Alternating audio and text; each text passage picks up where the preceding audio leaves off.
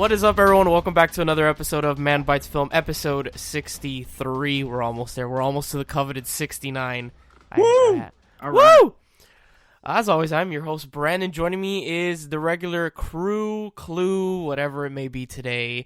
We got Gecko, my lovely cousin, Luis. Wow, I actually called you Gecko. I know. I was about to say, I was like, holy shit. Wow. Are you feeling okay there? Yeah, I'm feeling great today. And that voice, that lovely voice that you just heard, was the dankest of the danks. We got WilliamPhoenix. No. Shut up, bald man. So, as always, if you are joining us for the first time or the 63rd time, we are a weekly movie podcast where we talk about movie news, we review one movie all together, and then at the end of the show, we review 3 individual movies. So, Lewis, I need to take a breath. Take it away. Let me catch a breather. Yes. Interesting news. They actually just Marvel released kind of the future of X-Men comics already, which is interesting because they did this with the Avengers and everything right before they released the MCU. So I'm thinking that they're going to be doing the same kind of format that they did for MCU, and they're going to start plotting where they're going to go with the X-Men franchise now. So this is a soft reboot of the X-Men franchise in the comic books. Yeah. You're talking about oh my god, it's like 2 like huge events that are happening in Exactly. Yes. Yeah. I forgot the names of them. Yeah, exactly. So there's 2 major events that are going to be unfolding, and they're going to be releasing a whole series of comics it's basically a soft boot. It's going to be an alternate dimension of X-Men. So they're adding another alternate dimension to the X-Men franchise already, which there's like 6 or 7, I think. Have you guys seen Dark Phoenix yet? Yes. Wait, William, what'd you say? No? No, I said yep. Oh, yep. Okay, I've heard it's doo-doo. I've heard it's not good. It's not horrible, but I would probably compare it to Batman versus Superman as far as agreed. What do I call it? There's a lot, and when I mean a fuck ton lot of talking and some action thrown in there for our pleasure. But it was definitely not their best outing. Did you guys? They did the same thing that MCU did for Endgame. They underused one of the best characters, and they completely misused Quicksilver, which would have been phenomenal if they would have used a lot more of him in the. They didn't even really use Quicksilver. He has his Quicksilver scene where he's like speeding through everything. Yeah, but it was shitty. And then you don't see him again. Dude, have you guys seen the meme? So you know how Dark Phoenix takes place in 1992, and the OG X-Men movie takes place in the year 2000. Like, what happened in those 8 years that made Magneto go from a normal 40-year-old dude to like, holy shit, you look like an old man now. Like, what happened in those 8 years, man? Plus, they haven't aged in 20 years, or actually 30 years since X-Men First Class, which is funny, but whatever. Did you guys hear also that the reason why they did so many reshoots for Dark Phoenix? No, I didn't. Okay, they actually had an ending similar to spoilers. If you, I guess, for any listener that hasn't seen it. Yeah. No, I heard about that. Basically, they had an ending very similar to Captain Marvel, where they were going to introduce the Skrulls. And they caught light of it, I guess, somehow. Well, probably because the companies were merging. Yeah, and the director was like, "Oh shit!" So that's why they did a bunch of reshoots. So yeah, interesting little tidbit about Dark Phoenix. That is interesting.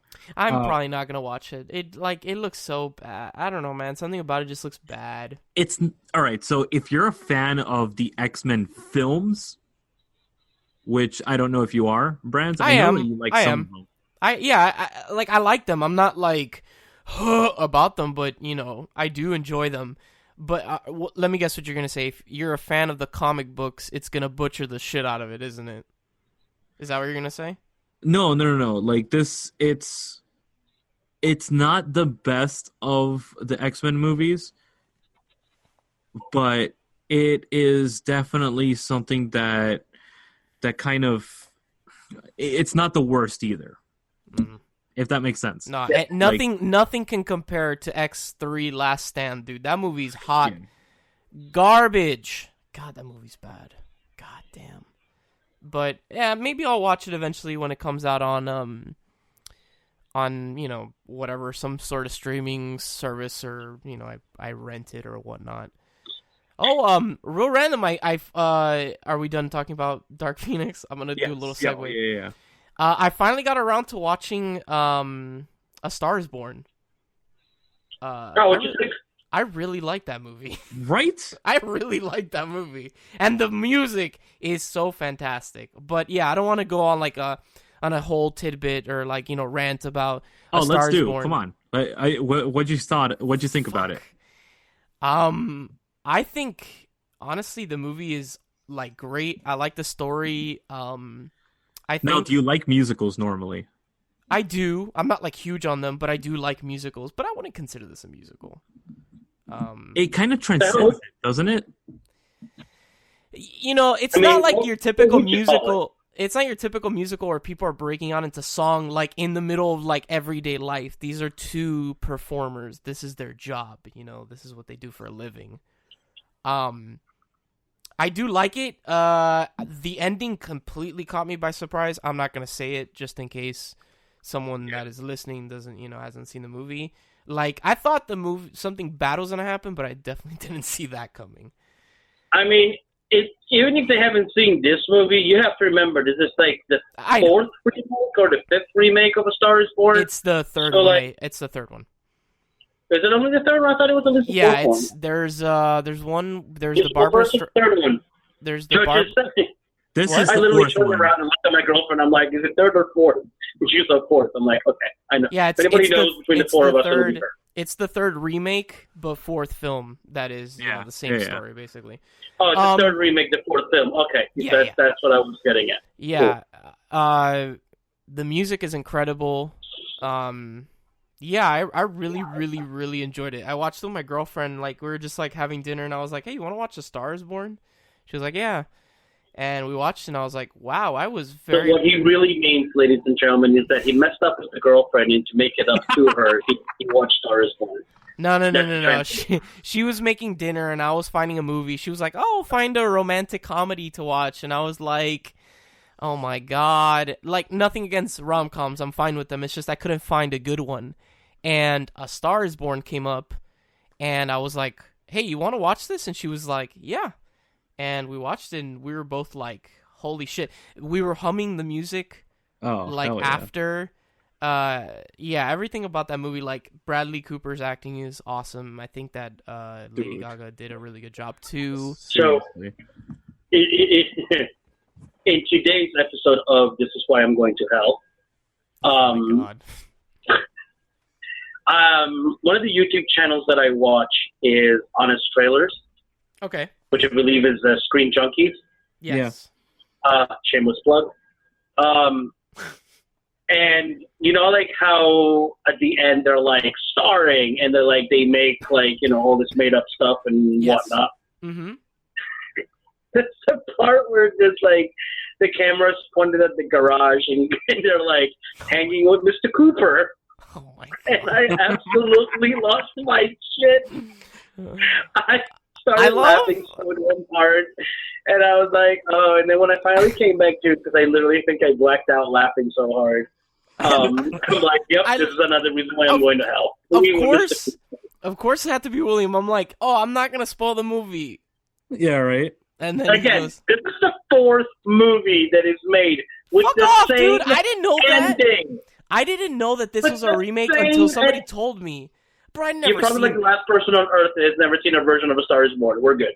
I never seen it until I watched this one. Man, Also, fuck if it's you. already on DVD, if we can talk spoilers about Endgame, we can definitely talk spoilers about Star Wars. All right, whatever. But Speaking of Endgame, Yes. nice segue, William. right? Yes. They have they have announced today that they are going to be re-releasing Endgame with unseen footage, I really which means two Yeah. things. Basically, they want to make more money than Avatar. Which Dude, that's how they see Avatar. do you I guys told know they're going how- to find a way. do you guys know how far they are behind Avatar? Because I know. 40 million. They're under 50 mil behind. No, they're 45 million away. Yeah. Yeah, which is under 50 mil. Yeah. So, I understand. I don't know why I understood that you said 150 mil. I was like, no. Oh, no. Yeah, 45 But mil you know to what's be exact. cool also? What? My fat ass is going to go watch it as Fat Thor. I don't. Honestly, does this justify me paying another, whatever, $11-12 to Hell see no. Endgame? Fuck no. If Oh, it's hell no, but you know what? That's why it's called the stop card A-lister, where you get 3 movies yeah, a well, week. I don't have that, so you know what? Shove it up your butt. So, $20 a month, bro. You go see 2 movies. How much to take it down in Miami? depends on the theater. Like a matinee, like just a regular movie, like on a Thursday night, not Probably, IMAX, not anything, just regular screening. Probably like $11-12. Okay, do you go to the movies more than twice a month? No. Oh, well, then you suck at life. Then yeah, no, it wouldn't. It would Have you not be. I said this on the show before, bro. For me Yeah, to I go to a theater, like I go more to like a local cinema that shows like old movies than actually go to the theaters to watch new stuff. Because unfortunately, I'm a broke piece of shit, and movie tickets, especially if I'm paying for myself and my girlfriend, are very expensive, and they add up. So, like, in living in New York, it's like, especially when you're a moviegoer like me, Yeah. if you go more than like twice in a month, you're better off getting that because yeah. New York City ticket is like, what, like $15-16 for like What? a regular? Yeah. Yeah, it's not cheap. Oh my god. Our matinees are like $8. Like, you go to a matinee, it's an $8 ticket for a regular movie, not even like a. That's better you go than to here. IMAX is like 25, almost $30. Dude, matinee here, like last time I checked, was like $9 or $10. Like, it's not much of a savings. Like, you're not really saving much. Yeah, you're really not. That was the same thing here. Actually, speaking of, Apple is actually dropping a streaming network. Interesting. That is going to be concentrating on newer movies. Okay. So they're gonna be like what the airplanes have, kind of be able to get it in between the DVD release and and all that stuff. I'm sorry. I'm gonna say this flat out. I don't know. I may have talked about this on the show. With all the streaming services that there are with shows, and now, for the people that are listening that like video games, everybody and their fucking mother is coming out with a streaming service for games now, like Xbox Live Pass. Ubisoft is having one now. Google, I don't know if you guys have heard of Google Stadia, which is basically a console that Google is making that you can stream games onto it. Oh wow, dude, what do all these companies want from us? Like, bro, at the end of this, money. You're paying more for all these streaming services than you probably did for cable. Yeah, but also at the same time, you didn't have the selection that you had with cable. Yeah. But so with cable, you're at the mercy of them. You're stuck watching what they want you to watch. With the streaming services, you can watch what you want when you watch. Don't get me wrong. I'm lucky in the sense that like my dad pays for Netflix, so I use that. But I pay for Crunchyroll for anime, and then I have Hulu because of Spotify. They're like bundled together, and then. Because of you, Lewis, I have Shudder, which has opened my eyes to the world of horror. I liked horror before, but Shudder has like completely opened my eyes to a bunch of great stuff. It's nice, but then like then you're like, oh shit, but I want like for instance, later this year, Disney Plus comes out. It's like, oh, you want to watch anything Disney? Well, guess what? You're gonna have to pay for it, and it's like, God damn it, sucks. If you think about it, how many times at least for me, I go to like Redbox and stuff like that to rent movies a lot. So for me, this Apple service will be so well worth it because Louis, this will fill in the gap. Luis, you're also a guy that has watched 300 movies in half a year. Movies? Like, fuck off, dude. You know, like, you're not the norm here, my dude. You're not. I have Movie Pass. I have HBO. I have Netflix, Shudder, Stars. To go off on a rant, Luis, continue with the news because I don't want to continue on this rant. Well, the other ones I could go through pretty quick. Okay. Love, Death, and Robots is getting a season 2 for sure. I heard about that. Yes. The Queer Eye is renewing for 5th season. Season 4 is dropping soon. They're gonna release the that show is a tearjerker. That show is fucking amazing. Yes, it is. Comedians in Cars Getting Coffee. Season 11 is coming out soon. What? They're on season 11? Hold on. There's 10 seasons already? Yeah, right? My same reaction, William. I'm like, what? How many? Okay, so how long is one season and how long is each episode? It's not like a proper season like you get like with all these other shows and stuff like that. Because remember, this was an internet show. So it was a blog basically that this guy was doing all the time. That Jerry Seinfeld was doing. So this wasn't technically picked up until the 5th season. So there's only been like 3 proper seasons of it. Okay, but how long is each episode? Like 30 minutes. Jesus.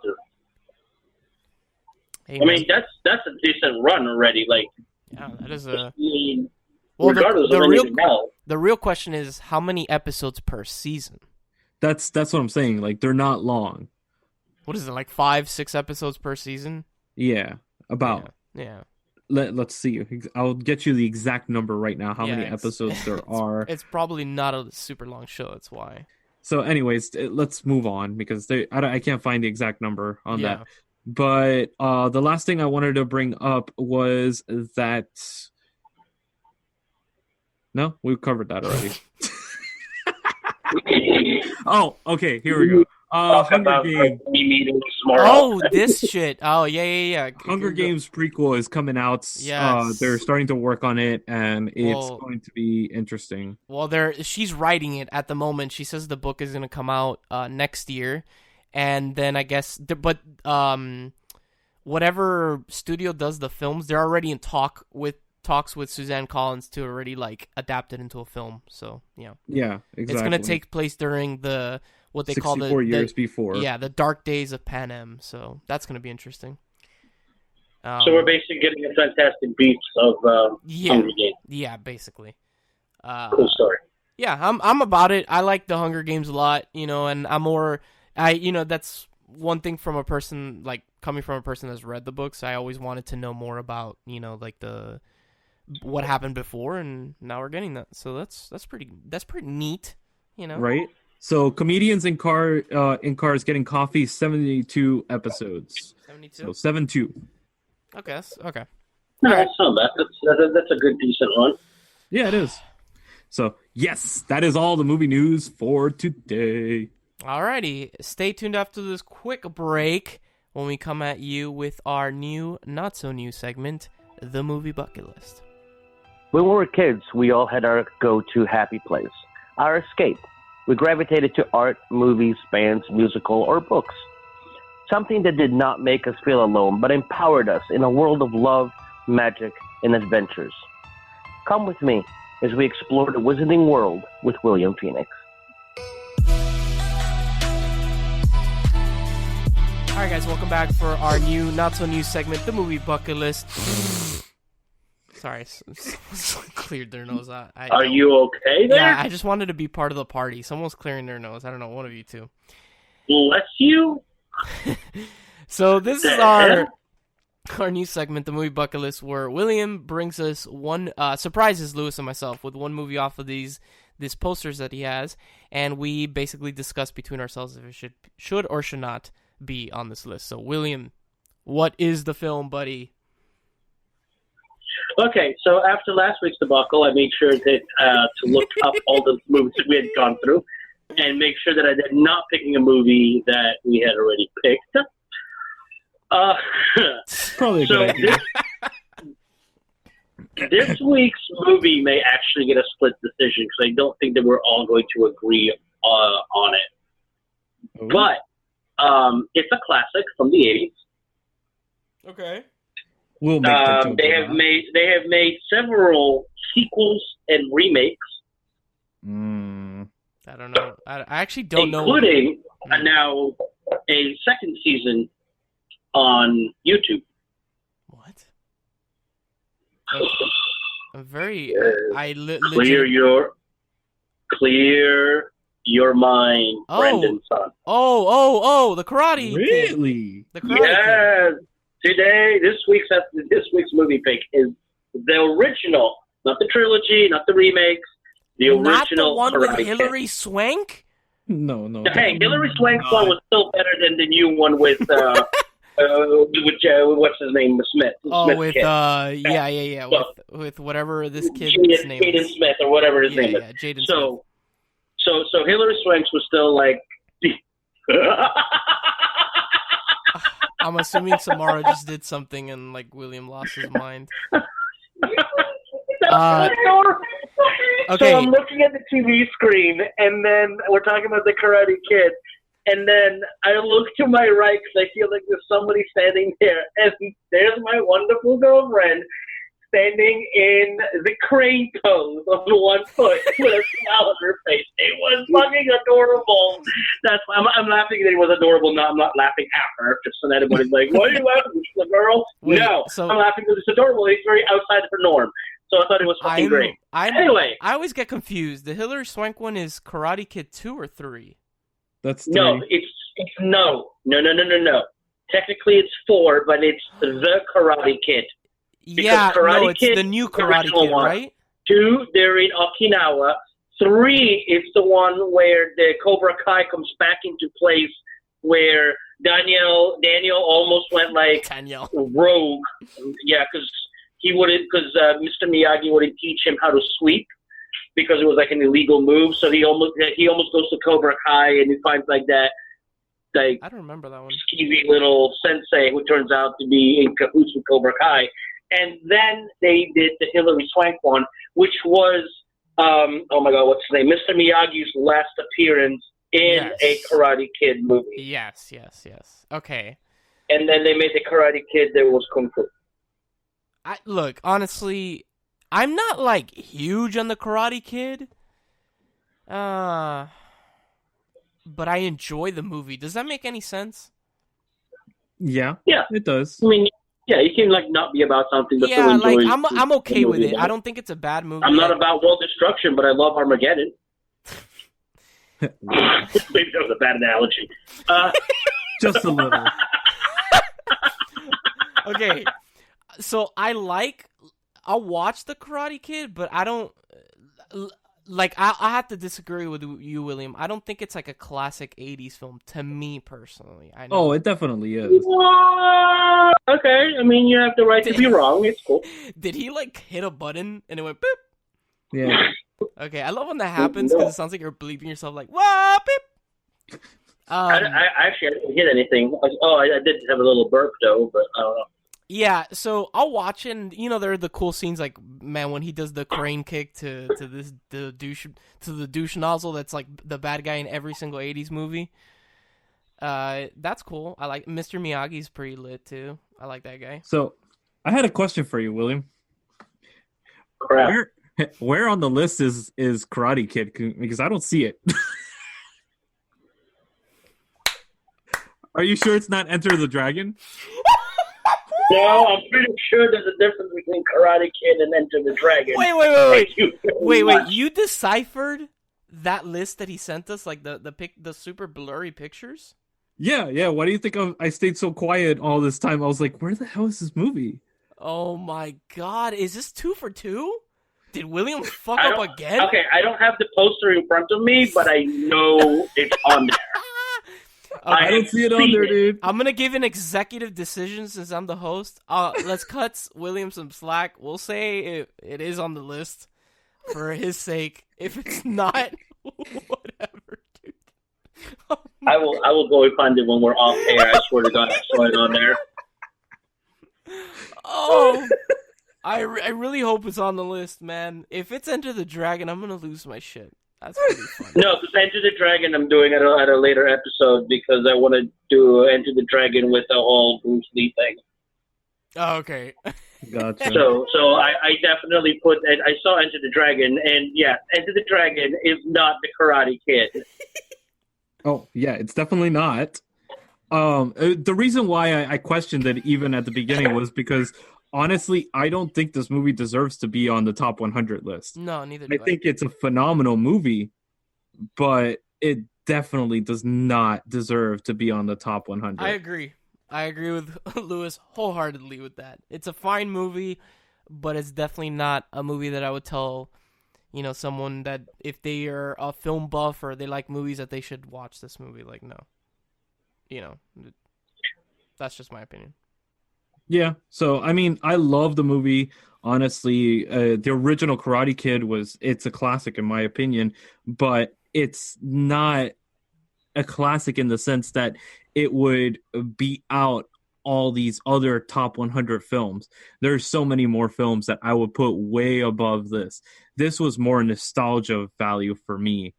I would put The Sandlot way ahead of it before anything else. Oh wait, do you know that I found out today that The Sandlot came out the same year as The Mighty Duck? Yep. And we all know that The Sandlot is a better movie than The Mighty Ducks. You shut your face. No, but I do.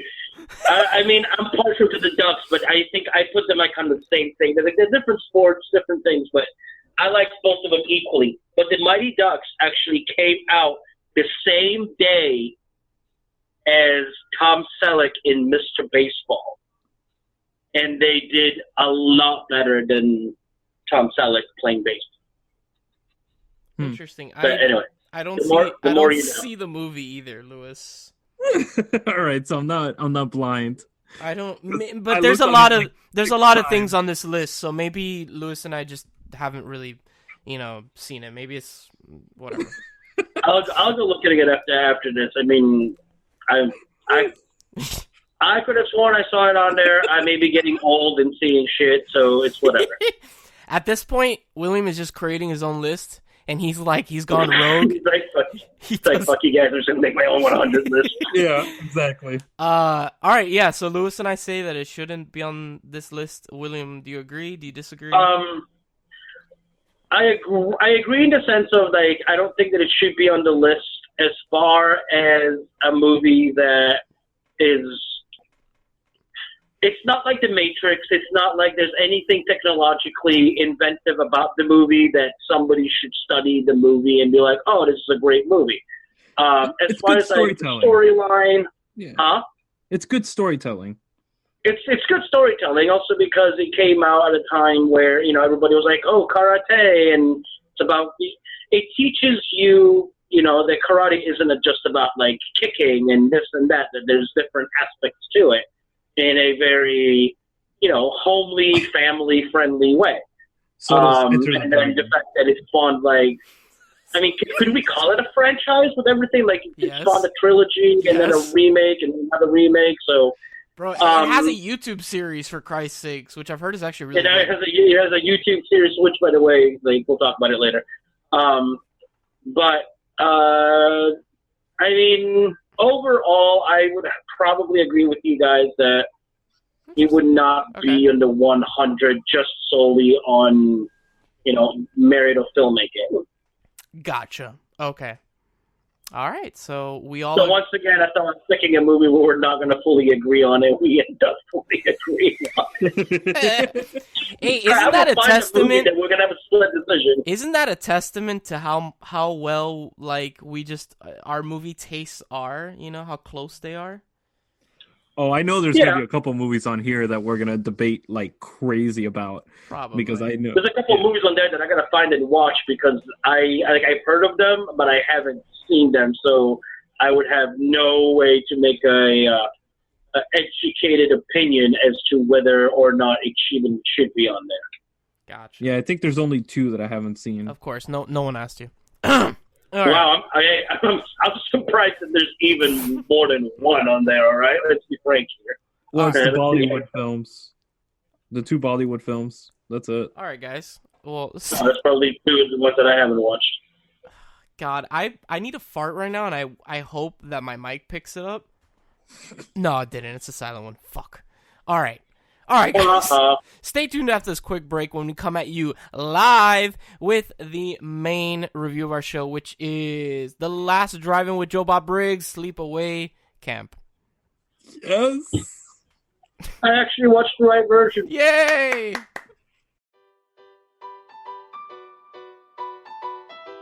Hey, you lovely nerds. This is Nisha M., your geek mom from Diversely Geek. Diversely Geek is a global nonprofit that promotes self-acceptance by highlighting the positive message of fandom. We're all fans of something that has affected us for the better. We like to express that love by embracing our inner geeks with you all on our podcast Diversely Geek Discusses. We also have a podcast for any Whovians out there called Doctor Who in Review. We often partner with Manbitesmedia, so you're bound to come across us sooner or later. You can find us all on our podcast platforms as Diversely Geek Discusses and on social media platforms as Diversely Geek. You can also subscribe on our website, diverselygeek.org, where you can find our podcasts, videos, original content, articles, and so much more. And remember, there's some good in this world, Mr. Aslan. 3 Idiots is Bollywood. I thought you were talking about us for a second. I'm like, yeah, I know we're 3 idiots. Please start the segment like that. Please. All right, guys, welcome back for the live. We name our show 3 Idiots and a Mic. Welcome back live for our main segment, the main review, which is The Last Drive-In with Joe Bob Briggs, Sleepaway Camp. The movie's called Sleepaway Camp, but this is a series on the Shudder streaming service, which we reviewed last week also, where my man Joe Bob Briggs basically has like a commentary every so often. They'll go to like a quote-unquote like commercial break, and he'll basically speak about the film. And it was funny. So last week when we watched Sorority Babes, at first I was like, what is this like commentary? Like, I didn't enjoy it, but then I started watching other movies that had the same, like, from The Last Drive-In, and I was like, yo, this is incredible. This is amazing. It's like crack, dude. He's very enjoyable. I like the vibe that he gives off, and like, I don't know. And his bearded dragon in the background. Yeah, and he's actually very informative. And he's super informative. Wealth of knowledge. Like, to the point where like he goes off on tangents about things that don't even deal with the film, or they do, like, but very minuscule. It's very loose. Version of it and all that. Yeah, but so I decided I picked Sleepaway Camp because I don't know if I said this on the last episode. Yeah, you did. All right, so Luis brought this movie to my house one night when he was visiting, and I was like, this movie's horrible. Mind you, my palate hadn't been introduced to the world of like shitty B horror films and how great they are. So we watched this, and throughout the entire film, like, him and I were like making fun of it, because it's a pretty bad movie. It's a schlocky movie. Yeah, it's a schlocky film. It doesn't take itself seriously at all. And then the ending happens. And now, spoilers, guys. The rest of this episode for this movie will be talking about this one instance. And honestly, before we go into spoilers, the ending makes it, for me personally, makes this movie. So if you can, as the listener, if you're listening right now, if you can go into this movie blind without knowing anything, stop the episode right now and go watch it if you have Shudder, or if you can get your hands on it by any other means. Yes. Because the ending is, oh boy, literally. So yeah, so it's a really schlocky film, and him and I were like making fun of it, and then the ending happens, and I was like fucking taken aback. We had to rewind it like 3 times. How shocking this ending is! I was like, what the fuck? So the plot of the film is basically it's very much in the vein of Friday the 13th, where basically it's a summer camp and people in the summer camp start dying and blah blah blah, and you're like, who done it? Because the movie never shows the killer. It's like a POV as the killer is like killing the people or whatever, which makes it very interesting. Yeah. My favorite death is the iron up the vagina. Dude. Oh my god! And I will say that's one that not pissed me off the most, but like when I watch movies, I try to like watch for like continuity as well. Yes. And the continuity of that scene is just absolutely atrocious. The girl is sleeping on her side. You can clearly see her hands underneath her face, and then all of a sudden, jazz hands. You see her doing that, and then you get like the jazz hands pop up, right? And then when it cuts back to the girl again, her hands are back underneath her head. I'm like, okay, what?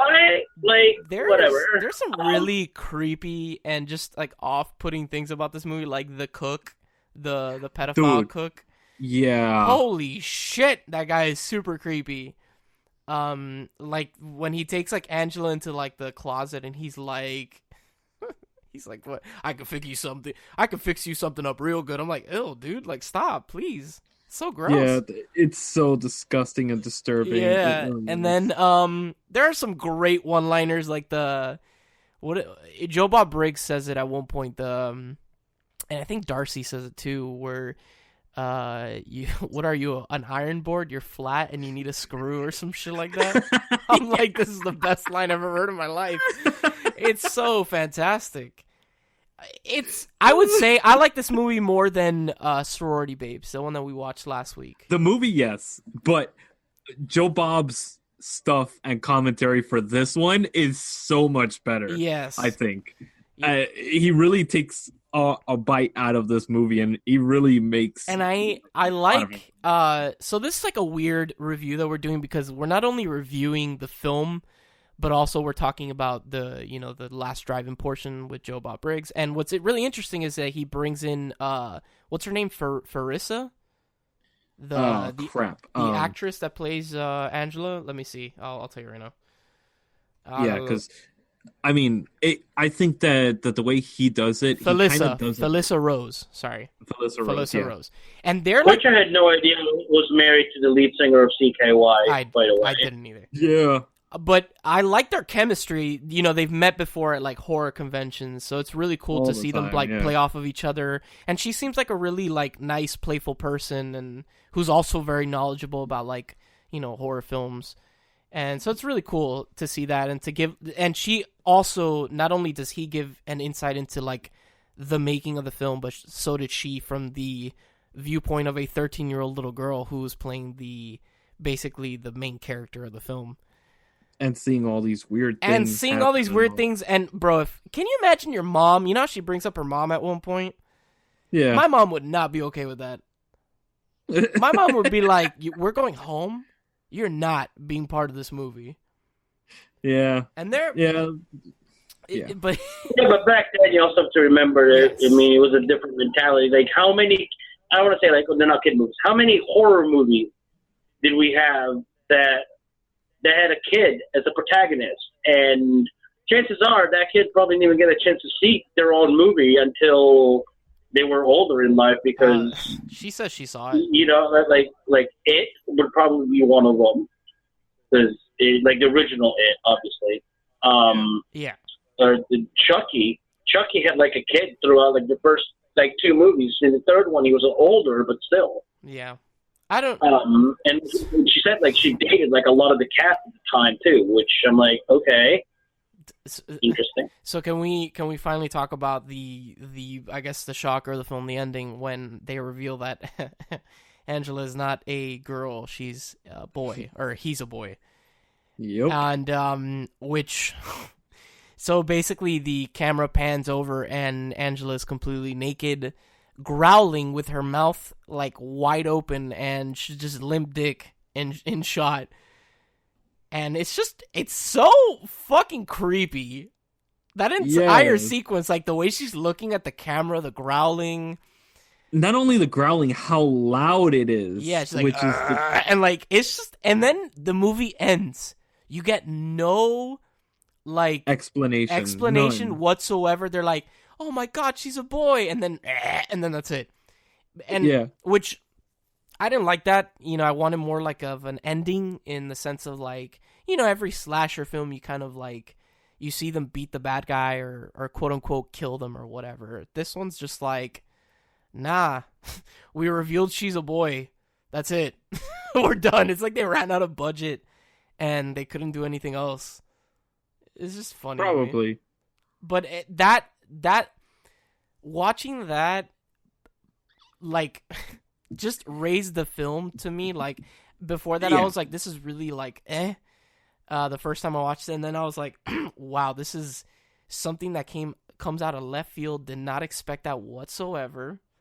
Even though there's a bunch, now watching it a second time, there's a bunch of hints about it. Oh, there's a crap load. There's a shit ton of hints. Like, whenever Angela's like, they're like, go swimming, she's like, no. That's why the mom, who is really fucking creepy. Yeah, she is. Oh my god, dude. That lady, her acting like I was like, oh god. That's why she was like the Umbridge before Umbridge. Yeah. Like the voice. It makes total sense why she gives them their physicals, and she's like, don't let them know where you got it from. It's like, oh, that's why.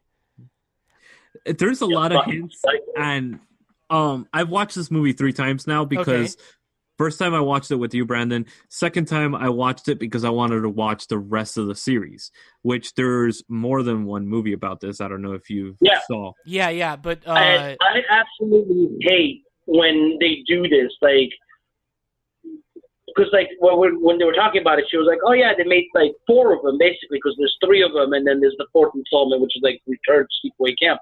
Yeah. And I'm like, oh, okay, I'll make like a marathon out of this. I'll watch all 4 of them, and no. Motherfuckers are only carrying the first one. The other 3 are not on Shudder. So I've heard that Sleepaway Camp, there's 4 of them. The other 2 in between Return and the original, they basically retconned them when Return to Sleepaway Camp came out. Yeah. And Return to Sleepaway Camp brings back a bunch of like the cast from the original film, including Felissa. What'd you say about 2 and 3? What happened? So when Return to Sleepaway Camp came out, they retconned 2 and 3. Basically, they never happened. So. Oh, okay. So it's like, so basically Return would be the immediate continuation, and 2 and 3 are kind of like just standalone movies. Yeah, and then basically, but I mean, they brought back like a bunch of the OG cast for Return to Sleepaway Camp, including Felissa Jones. She renews her. But I still hate the fact that like they're not on Shudder, because you know what I mean. Like you watch one, you're like, let me watch the others. Yeah. These are catered. These are made for like horror fans. These other movies are atrocious, dude. Yeah, they're probably super bad. Like, I've seen up to Return of Sleepaway Camp. I never saw Sleepaway Camp: The Survivor. I never saw that one. So I never saw the 5th film of this. These are straight to DVD hot pieces of doo-doo. Yeah, yeah, they really are. You know, like, and not to say that Sleepaway Camp is like an Oscar-winning film compared to those other ones. Sleepaway Camp is bad. It's bad, but it's like good. But bad. It gets worse progressively. Yeah. There's just it's a fun movie. I personally enjoy it more than Sorority Babes, the one we reviewed last week. I think this is a better film. This is a better done film for sure. Yeah. Like, in comparison. Yeah, I mean, you could tell it's a better quality. It actually has a plot that you could follow. Yes. It actually has characters to follow. The acting isn't that bad in this this in Sleepaway Camp. They're it is. No, minus a couple people. Some of them I'm like, you're not bad. Like, some of the actors aren't bad. I would say that 90% of the acting in Sorority Babes was bad. Yeah, it is. Like, bad. So, William, what did you think of Joe Bob Briggs, since this is the first time you encountered him? So he reminds me of Norm Macdonald. He sounds a lot like Norm Macdonald. Oh, my God. No, like, I'm not saying that in a bad way. I'm just saying, like, his voice sounds a lot like Norm Macdonald. We just want to know what you thought of Darcy the mail girl. That's all we want to know. No, I'm kidding. I mean, she's very Jersey. She literally, like, she looks, talks, acts like she's straight up, like, out of Jersey, which was, like, great. Yeah, I wouldn't doubt it, honestly. But, I don't know. Like, when I watch a movie, I like watching the movie through. The fact that there was like how we called it, like commercial breaks, so to speak. At times, I was like, "Oh my god! Like another one? Come on! Let's get to it." He really does not do a lot of them, though. He does it. It's just I don't know. It's just like I'm particular about when I watch. Okay, movies. I thought the same thing. Like in the sense that like not that his commentary was bad, but I was like, about it when we watched Sorority Babes. But then, like, on my spare time, I watched, like, him do, he did fucking, I watched, Texas Chainsaw Massacre, and I watched The Hills Have Eyes, right? And he had it's the same thing. And it grew on me. There's something, like, oddly, like, cool, like, it feels very TV to me, and I'm about it. So I don't know, it grew on me, and I was like, wow, this guy's very knowledgeable, and he's educating me on like cool facts about the film and also about other shit that's not really important, but still cool. So, and I don't know, I like that you can hear the cast, the crew in the back when he says like a really shitty joke and they laugh at him. And then like when Darcy comes in and stuff like that, it's I don't know, I find it neat, and I like it because the set changes also. Yeah, it does. Like this one, he's inside, but then the one for the Thanksgiving one, which has The Hills Have Eyes and Texas Chainsaw, he's inside. He's outside of his trailer, basically like at a drive-in, and it's cool. I don't know. I find it neat, but that's just me personally. I can see why people wouldn't like it. It's not that I don't like it. It's just like, and you're right. It is informative because he's not just like talking to like talk. He's got like information that we may not be aware. You know, it's good to know. Yeah. Or interesting to know. But I mean, I can do with, I can do without. I'm not running to go watch another episode of his. But if somebody was like, "Hey, do you want to watch this with, Billy Bob Thornton or whatever his name is?" Joe Bob Briggs. Wow. Joe Bob Briggs. He sounds like a very southern serial killer. On tonight's news, they caught serial joker killer Joe Bob Briggs. Old? I don't know. That's fine. Yeah, I don't know. Probably 60s, 70s, maybe. 66. There you go. He looks good though. He doesn't look like shitty. He doesn't look like that bad. No, not at all. And like I said, guys, like this is the man that introduced me to schlocky horror. So because of him, I've resorted to all these movies for you guys. So you could blame him. No, thank you. Like this is I find it really neat, and to the point where like I actually want to catch it live the next time that they do a Last Drive-In. Oh, hell yeah. Dude, you better believe I will be there for that. Like, I'm so down to watch this shit, like, live. Like, when they stream it on Shudder. Like, that would be such a cool experience. So, yeah, I follow him on Twitter now, so I'm like, hopefully, he'll let us know on the future when, I follow him and Darcy. And nice. So, hey, hopefully they let me know in the future when they're going to do another Last Drive-In. And, also, have you seen the ones with the Hills Have Eyes and the Thanksgiving one, or no? I've seen the Thanksgiving one. I've seen the Christmas one. I love how, like, Darcy's like, yo, we broke the internet. Yeah. And then like Joe Bob Briggs like, yeah, we bought a new computer in like some basement in Arizona with more floppy disks. I'm like, this is amazing. This is so amazing. So honestly, thank you for introducing me to this, because it's amazing. But Sleepaway Camp, I'd probably give it, I'd give it like an 8. I just find it to be like a really shitty fun movie. I'll give the movie itself a 5, but the Joe Bob Briggs experience addition probably brings it up to an 8 for me. Yeah, the movie, yeah, again, it's not great. It's just, it's a fun, like, really shitty horror experience. But yeah. So, William, what do you give it? Give it like a 7. 7? I mean, I liked it a lot. I think that overall, the Joe Bob Briggs, like, I would rather watch an entire thing of him sitting and talking with his guest about the movie and then watching the movie than the commercial breaks of it. So to me, it took away a little bit from it, but the movie and the whole thing altogether itself is still very entertaining. Okay. Sweet. Awesome. All right, guys, so stay tuned after this quick little break when we come at you, not live, with our final segment of the show, the individual review. As the songs of awakening rang through, the world was created. The silence was broken. Middle-earth, with its rolling hills, broken mountains, flowing rivers, and beautiful forest, was created. Cellar Door is a journey into the mythology, the mystery, and the beauty of Middle-earth. Sit back. Close your eyes. And imagine.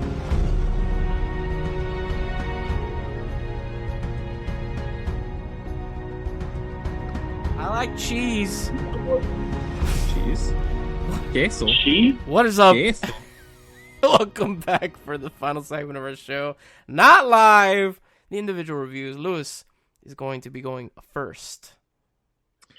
So there's a wonderful movie that I really, really enjoy. That's this movie that I'm going to review is not that movie, but it's very similar. The movie that I'm talking about, of course, is Chappie. The movie that I'm the movie that I'm going to be reviewing today is kind of a dramatic, dark twist to Chappie. It's called I Am Mother.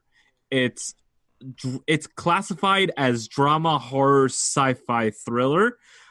I wouldn't agree with that. I would say more sci-fi drama, but sure. It's basically this teenage girl that, well, technically this child is born on this spaceship, right? But what we think is the spaceship that is basically the last remnants of humanity. All that's left of humanity is on this one spaceship. And this robot decides, and the robot looks exactly like Chappie, just a lot less thug. But a lot less like Die Antwoord has influenced this robot. Yeah, exactly.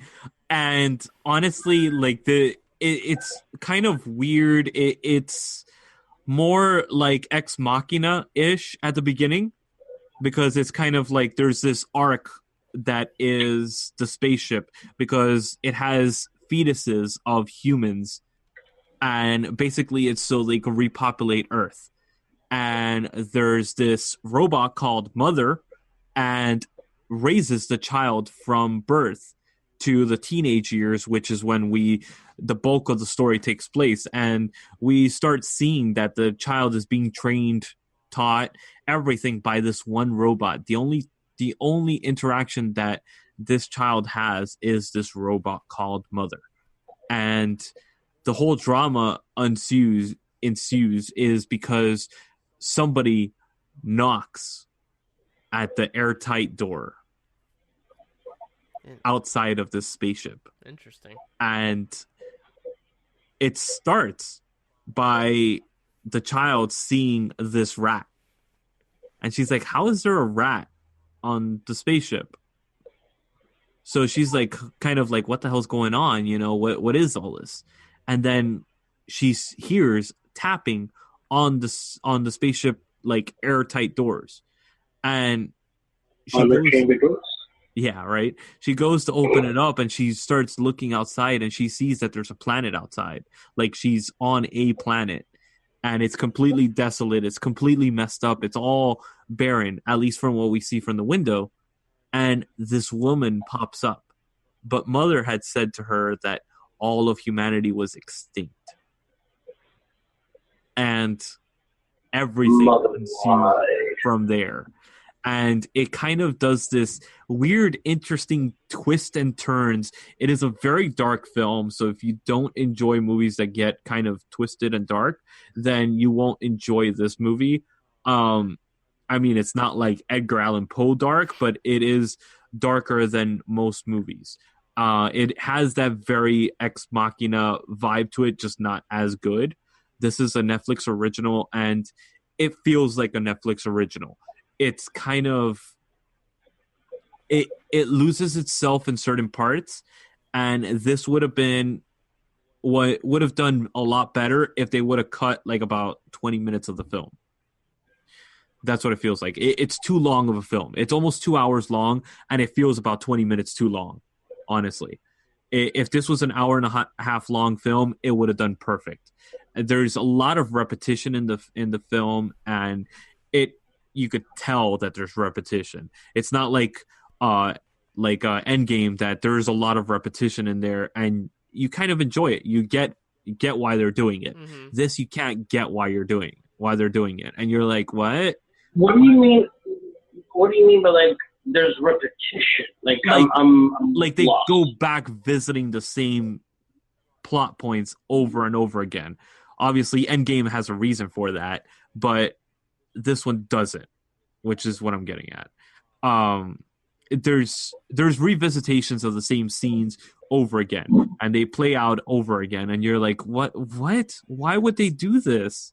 They just covered this before, and it's not building any drama. It's not doing that. So that's kind of the flaws in it. The good part, honestly, is the acting that this child does.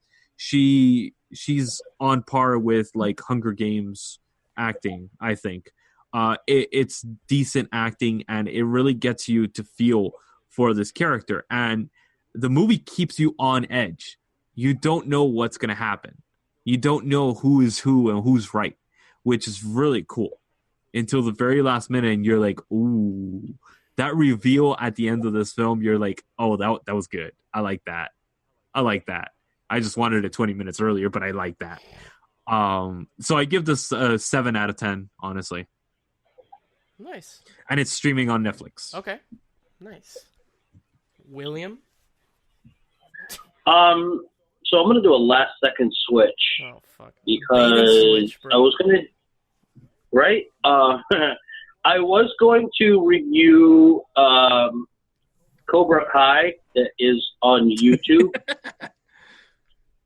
But I actually just finished watching Jessica Jones. Season 3? Season 3. Nice. When I say binge watched, I watched all 13 episodes in less than like a day and a half. The ending to the MCU on Netflix? The ending to the MCU on Netflix. Yes, sir. Yes, sir. It's... Okay, so I like it. It is very... Jessica Jones, like the MCU on the Marvel on Netflix is not, like the high-powered action Marvel that we are used to in the movie theaters. Yes. And first and foremost, more like dramas in the Netflix shows. They're more like drawn-out dramas, which is fine because it's something that's different than bang bang explosions and fights and all that. And I think that I get where Luis is coming from when he says there's a lot of repetition in his review. Jessica Jones is very much on par with season 1, season 2. There is a lot of repetition. There's points in the show where you're like, oh, this is wrapping up and they're gonna have another whatchamacallit, they're gonna go somewhere else with this. They're gonna do something different with this. And then it's just they spin it around to where they could have easily done something more, something different, but they decided, oh no, this is going to happen to her now, so this same bad guy's going to keep coming back again and again and again. And it's like, it becomes a little, and I know it's Marvel, I know it's superheroes, but it becomes a little far-fetched at one point, where it's like, really, like, the bad person, the bad guy, really put that much thought into this, and everything went his way to where he gets to, you know, get away with this, get away with that. Mm-hmm. There's really not much as far as what I'm looking for, like surprises or like twists or anything like that. There's one, like the main twist literally comes at the end of at the end of episode 12, and then it gets resolved in one episode, which is like the season, or in this case, the series finale of the show. But the acting is still very much on par with Jessica Jones. Am I right? Daredevil was the first one that came out of the four, right? It was Daredevil, Jessica Jones, Luke Cage, Iron Fist. Yeah. Daredevil started the MCU, and then Daredevil was, and then Punisher was, I think, Punisher's the most recent one, or the last of the. Yeah, but I mean, Punisher's all part of the Defenders, though, to where that's what I meant. Like out of the four, like I know Punisher does his own thing with some sprinkles of Easter eggs. I do love how at the end it's, you know, in loving memory of Stan Lee. So there's, you know, they made sure that they remembered, because he died, I think, right after they wrapped up, or right before they wrapped up production. I do love the fact that, like, I don't know if you guys remember me saying a couple months ago, they were actually filming part of the episode literally on my block, a few houses down. Yeah, and then I'm watching this, and I think I want to say it's episode 18 or 19, 8 minutes in, and you see the skyline that I've grown used to seeing, and I'm like, this is what they filmed. And the entire thing, like, these guys were out there filming for like a good 6-7 hours. The entire scene is literally less than 7 seconds. Jesus. I'm like, holy crap, the amount of gear, the amount of everything. And what made me go grr is that while I was talking to some of the production guys, one, not Jessica Jones, but the girl that plays like her best friend, walked right by me to go film across the street, and I didn't even realize it was her until I saw the scene. I was the blonde girl? Oh, wait. Yeah, the blonde girl walked right by me, because they had to cross it. Like, so where they filmed it, in the show, it looks like it's supposed to be like the top of like a hospital. In reality, it's the top of like this 4-story hotel that we have. And then the scene is she tosses the blonde girl across the street. And then they brought them across the street, and they walked right by me. And I was like, that's why she looks familiar. She walked right by me and even said hi to me, and I didn't even recognize that it was her. And I was like, son of a bitch. That's funny. But I mean, it's enjoyable. I liked it. If you enjoyed not including the actual Defenders, but or Iron Fist, but if you enjoyed season 1, 2, and 3, and Daredevil, and even Luke Cage makes an appearance in the show, I highly recommend it. It closes out very well while still leaving. It still leaves it open, so if they want to pick up where they leave off, they can, which is great. And I won't give away the final, the actual last surprise that literally comes in the last 10 seconds of the season. But I've heard mixed things about it. Yeah, I mean, I know a lot of people are like, oh, but I mean, I liked it. I totally liked it. I give it a good 9 out of 10. Yeah, like I said, don't expect them. So there's a lot of action, and it's not like the big action like you see in the movies. Obviously, they'll have that kind of budget. There's a lot of ass-kicking action, but then there's also quite a bit of exposition and character development. So there's going to be like a lot of talking. So make sure that you're well rested because you may actually start falling asleep at some point. Not because it's boring, but because like it's very much in the hitting the brakes, talking, and then all of a sudden it's like, oh, we're going to destroy half this building while she's kicking ass. So I thoroughly enjoyed it. I give it a good solid like 9 out of 10. They wrap it up. I'm not going to give like the last spoiler away, but the way that they leave it is that they can either pick up right where they leave off if Disney decides to go about it that way, or they can reboot it however they want. But I did like it wraps up well with still the option to pick up where you left off without a cliffhanger of, oh my God, what's going to happen? Gotcha. So yeah, that's all I got to say about that. Okay. So you recommend it? Like, what's your rating? Oh, I highly recommend it. I think it's like a good 8 out of 10. Then I think it's like a 9 out of 10. They stayed true to form. They stayed true to how the other Marvel shows, not including Iron Fist, have gone. That poor show, dude. Look what they've done to my boy. It's a bad show. Oh no, yeah, I know it is. I'm just saying, like, it's just funny, like how bad that show really is. Like, I'm waiting to go on YouTube because what I do is usually after I watch anything Marvel, for the most part, I'll wait a couple days and then go on YouTube because there's always somebody or one or two channels that talk about like all the Easter eggs that are on the show or on the movie. Yeah.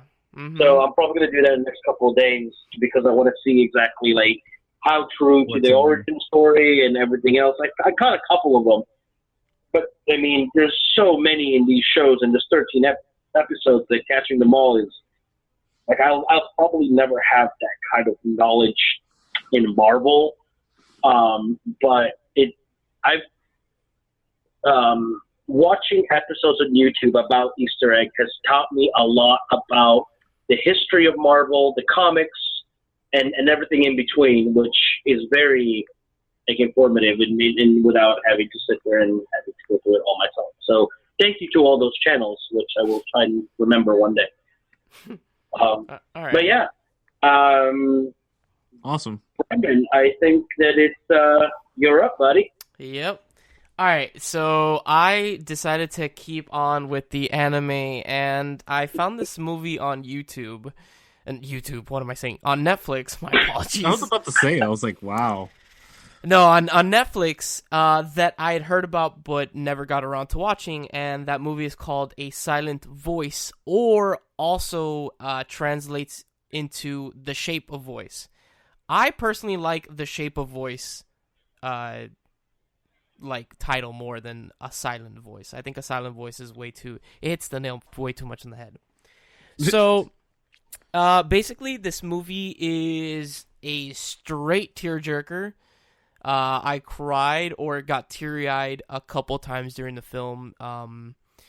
Basically the movie starts off with this boy by the name of Ishida, or Shoya Ishida is his full name. He's a teenager. And it's basically him quitting his job. He gives his mom a bunch of money, and then he walks towards a bridge because he's going to commit suicide. Oh, shit. And he hears fireworks go off near him, and it makes him remember what got him up to that point. And basically, it's he has a flashback to when he was a child, like in elementary, middle school, where basically this girl transfers into a school, and the girl is deaf. And him and his friends proceed to bully her, like, severely. And she, like, to the point where they grab, like, her hearing aids and they break them, or they, like, throw them into water to, like, you know, destroy them. And the girl, like, transfers, and he realizes, like, oh shit, like, I was a really shitty person. And the movie is basically him trying to repent and show her that he is not a bad person. I think it's a really beautiful movie. It's really sad, and it hits home. And what I like is that there are a lot it of doesn't pull punches type of thing. Yeah, there's a lot of themes that like they don't really like show in anime a lot. Like again, like suicide, bullying. Like they're very real things in this movie, but it's also a very beautiful movie of someone just trying to, again, repent and show someone that he is not a really shitty person and that she is beautiful and that it's okay that she is deaf. That's incredible, though. That they're going into the diversity angle. Honestly, that's pretty awesome. And I don't know if the actual person that voices the girl, which her name is Nishimiya, the girl, I don't know if the voice actress was actually deaf, or the person emulates it very well. Because you know how when deaf people talk, they sound odd because again they can't hear like they don't know what the sounds of like vowels and stuff are. Yeah. So like when she speaks the very few times in the film, like it actually sounds like it's an actual deaf person talking.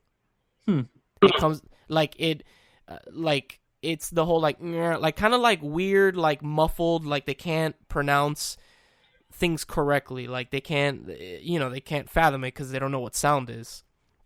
So but yeah, it's honestly one of the best like anime films that I've seen. It's a really good like slice of life, which is like a genre in anime. It's very much in the vein of another film, the highest grossing anime film of all time, which is called Your Name, which if you've never seen that one, you should definitely go watch that one too.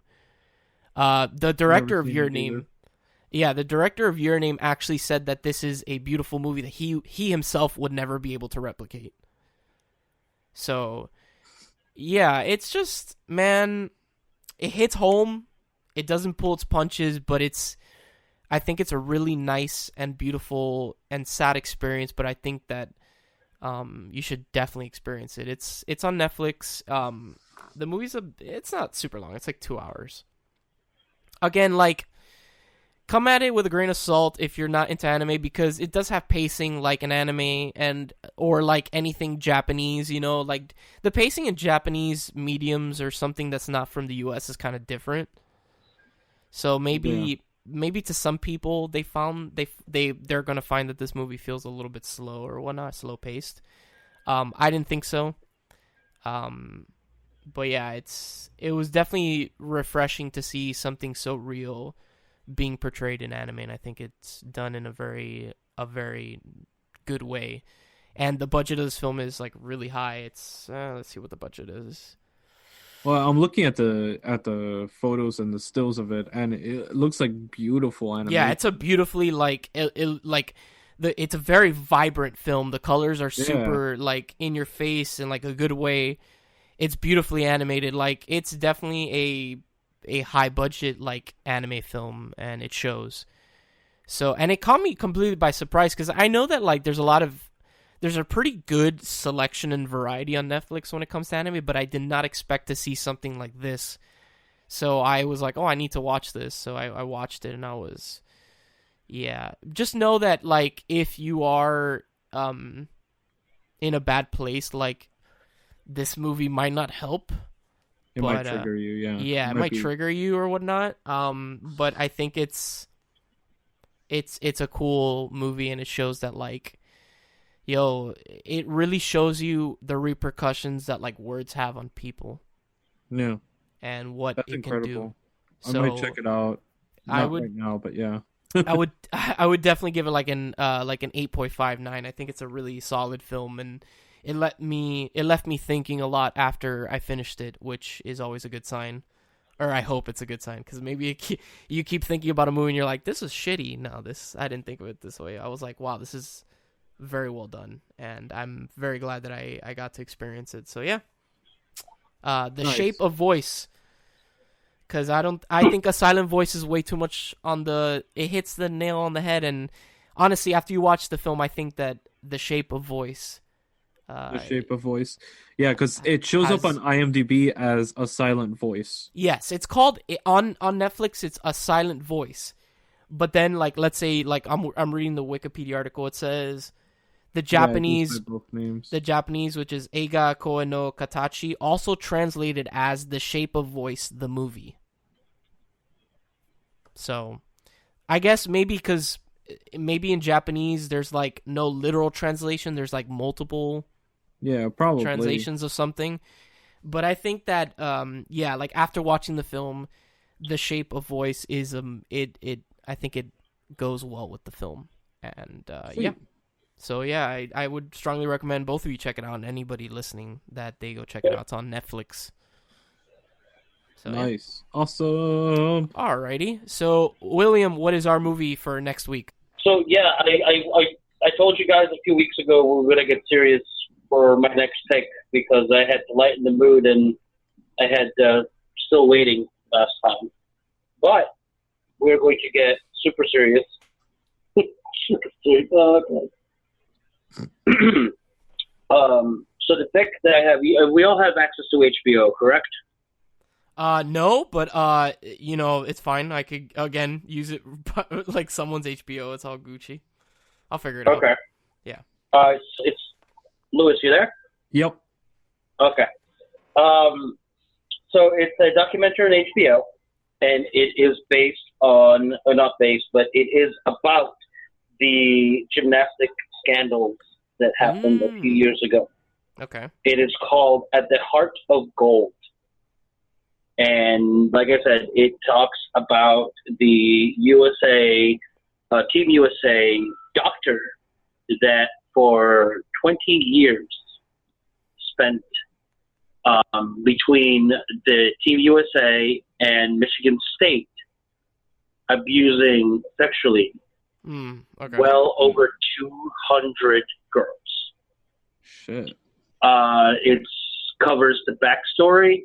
It covers how everything came to light. It covers the trial and the aftermath. It is a very well done documentary. It's a couple of hours. I want to say it's about an hour 45, maybe 2 hours. It's an hour and 20 minutes. Yeah. Okay, hour and 20 minutes. So, I mean, it's shorter than most movies that we watch. So, yeah, exactly. It's going to be a very I have a feeling it's going to be a very serious talk next week. And I mean, it's all fun and great, and great that we review all this different genre, but you know me, I like to get serious once in a blue moon, and the blue moon is shining this week. So yeah, I'm looking forward because I'd like to hear, I can't wait to talk about it with you guys and see what we come up with. And like I said, I'll watch it again because I've obviously already seen it, but I only saw it about a month ago. But it's going to be a very interesting show next week. Okay, that sounds good. Sounds good. All right, guys. So again, if you thank you for joining us. If you enjoyed our show, remember to go to Manbitesfilm.com. diverselygeek.org. Of course, John and at Narcoticast are on YouTube. So thank you, William. Thank you for having me. As always a blast, guys. Thank you, Luis. Thank you, Brandon. So I'm Brandon, and we'll see you guys on the next episode of